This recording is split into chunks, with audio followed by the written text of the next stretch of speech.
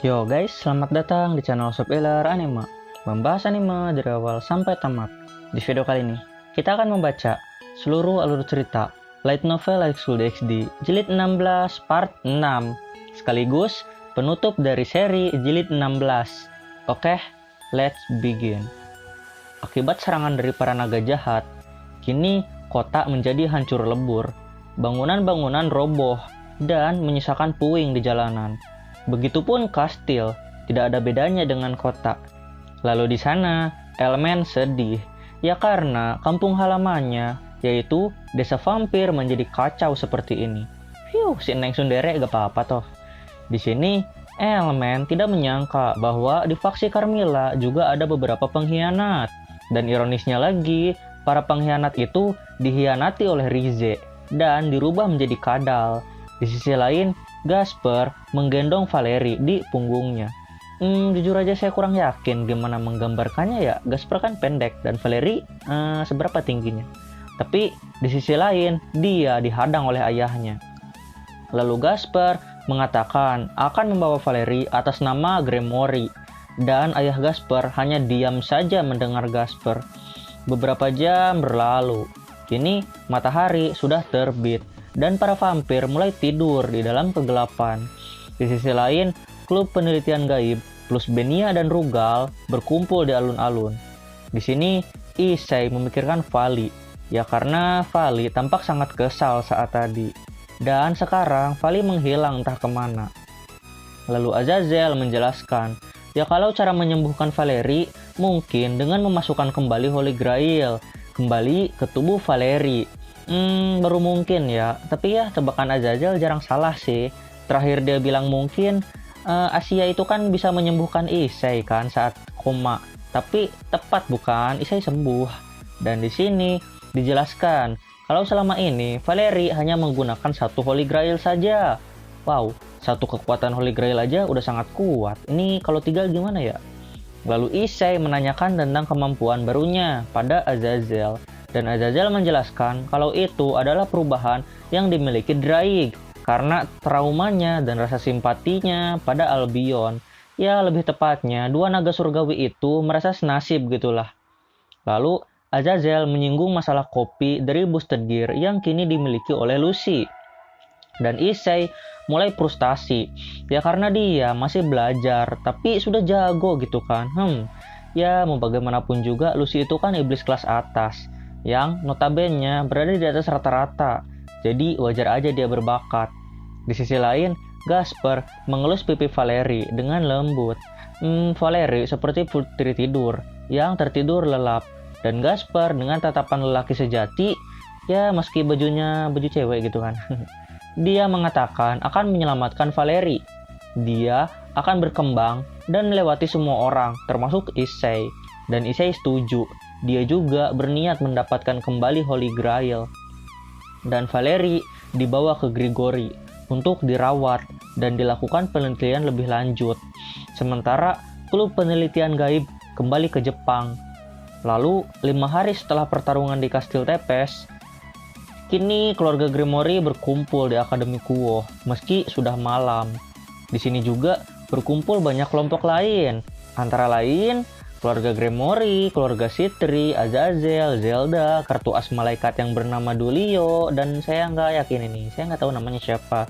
Cuman dia itu namanya Ikuso Tabio. Lalu Saira Org, Sun Gokong, dan satu lagi saya juga nggak tahu, Segvaria Agreas. Dan yang terakhir adalah kelompok Vali Lucifer. Di sini semua orang sangatlah mewaspadai tindakan Rize yang bisa dibilang berbahaya. Semua golongan mulai dari iblis, malaikat, malaikat jatuh, bahkan orang-orang Nordik juga ikut waspada. Dan ya, jika Trihexa bertarung melawan Great Red, maka dampak pertarungannya akan mengacaukan dunia. Lalu Azazel mengusulkan untuk membuat tim anti-teroris yang anggotanya adalah bermacam-macam ras, mulai dari iblis, malaikat, vampir, manusia, dan lain-lain. Tujuannya apa? Ya untuk melawan ideologi komunis. Maksudnya Kaos Brigade yang sangat berbahaya. Dan tentu keluarga Gremori sangat direkomendasikan di sini. Meski saya tidak tahu kenapa. Lalu Koneko bergumam kalau nama tim ini adalah DXD. Wow, jadi High School DxD ini itu toh. Ya, DxD adalah nama dari Dragon of Dragon juga. Dan kalau nggak salah, dibacanya itu Dibaidi. Atau mungkin naga hanya bisa dikalahkan oleh naga, gitu kali ya. Lalu Koneko menjawab, DxD juga adalah Devil Dragon. Ini merujuk pada duo naga surgawi. Dan kebetulan ada juga Saji di sana. Dan semua orang setuju akan usulan Koneko ini. Lalu Azazel mengatakan kalau tim DxD akan menjunjung tinggi keadilan, menyampingkan sifat iblis yang harusnya barbar. Ini semua demi dunia. Toh kalau menang, kalau mau baku hantam gitu kan bisa di rating game. Lalu Isai setuju dan dia menatap dada Rias sambil memikirkan keadilan versinya. Yap, Opai adalah keadilan. Dengan adanya Opai pacarnya itu, maka dia akan menjadi lebih kuat untuk menjaga keadilan. Dan Azazel setuju. Jika tidak ada Opai, maka dunia ini tidak adil. Dan ya, ini obrolan kok malah jadi ngaco. Hadeh. Dan di sini, Dulio ditunjuk sebagai pemimpin. Karena dia adalah satu-satunya karakter yang cocok memimpin, yaitu malaikat. Enggak juga sih. Dan wakil pemimpin adalah Sun Gokong. Di sisi lain, Azazel ingin membersihkan nama Vali yang pernah berurusan dengan Kaos Brigade. Ya kan dia itu dulu anggota Kaos Brigade ya. Lalu Vali menanyakan sesuatu pada Albion tentang apa tidak apa-apa gitu kan berteman dengan Draig. Lalu Albion mengatakan dengan sangat keras dan semangat, kalau aku tidak takut lagi pada Opai dan Pantat. Kami dua naga yang tersakiti gitulah pokoknya. Kami tidak akan kalah pada Opai, Pinggul, Sempak, atau apapun yang lain. Lalu Draig menimpal kata-kata Albion. Dua naga ini ya musuh terberat mereka bukan Samael rupanya, tapi Opai dan Pantat toh. Lalu Saira Orc tersenyum dan mengatakan kalau dua naga yang bertarung selama ribuan tahun akan menjadi damai berkat hal ini.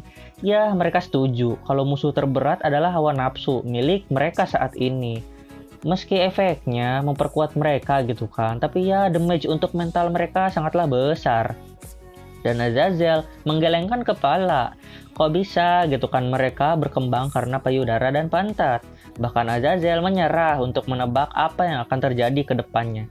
Wait Azabo, bukannya Anda yang menyuruh mencet pentil Rias waktu itu ya, layaknya bel pintu? Di sisi lain, Sona menanyakan tentang tim Vali yang mungkin tidak dapat dipercaya, ya karena merupakan mantan anggota Kaos Brigade. Dan Azazel menjawab, kalau Odin akan membantu mereka.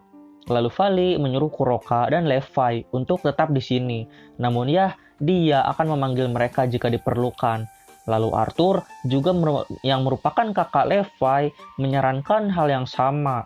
Dan dia menatap Isai sambil bertanya, apakah dia sudah menemukan penyihir yang cocok? Lalu dia menyarankan agar Levi menjalin kontrak dengan Isai. Tuh kan seperti yang udah saya duga. Pasti si Levi yang jadi partner Isai gitu kan. Lalu Isai mengatakan akan memikirkannya. Ya karena keputusan itu harus dirundingkan dengan Rafael. Ya kalian jangan lupa, Rafael itu bekerja siang malam dan saat di sekolah maupun di rumah buat mencari penyihir yang cocok untuk Isai. Terus kalau Isai seenak jidat bilang iya, gimana perasaan Rafael? Lalu pembicaraan pun selesai. Sun Gokong mengatakan akan melatih mereka semua, ya agar mereka dapat menjadi titik puncak iblis atau iblis kelas atas plus gitulah. Di sini Vali tersenyum dan berkata kalau kekuatan Juggernaut Drive bisa setara dengan dewa. Namun Sun Gokong mengatakannya kalau itu percuma karena mereka setara dengan dewa hanya beberapa detik saja. Dan ya, kalau ingin melawan Chrome nantinya, akankah mereka bisa menang? Chrome itu levelnya beda dengan Pluto. Jadi meski kena pukul, dia tidak akan kalah semudah itu. Dia bisa counter attack. Dan Sun Gokong menjelaskan kalau kekuatan mereka sangatlah buruk. Maksud buruk di sini adalah konsumsi mananya yang berlebihan.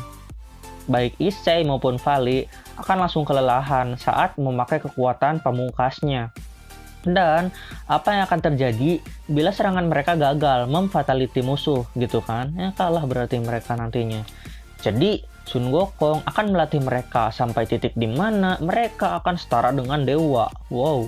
Lalu Saira Org menatap Sun Gokong dan bertanya, kenapa harus dewa gitu kan? Dan Sun Gokong mengatakan kalau banyak dewa jahat di luar sana, akan lebih baik untuk mengantisipasi. Dan singkat cerita, Saira Org mengerti. Kini semua orang pergi meninggalkan klub penelitian gaib saja di ruangan. Lalu Issei meminta izin pada Raphael untuk mengadakan kontrak dengan Levi, dan Raphael tersenyum sambil mengatakan kalau itu yang Issei inginkan, maka dia sebagai manajer akan mendukung dan menyetujuinya. High School DxD Jilid 16 ditutup dengan tawa bahagia Indra karena kini Cao Cao telah berhasil pulang dari alam kematian. Sebagai pemegang Holy Spear True Longinus, kini Cao Cao akan mulai menghadapi Lucifer dan Evil Dragon. Tamat. Thanks for watching and titik. Bye-bye.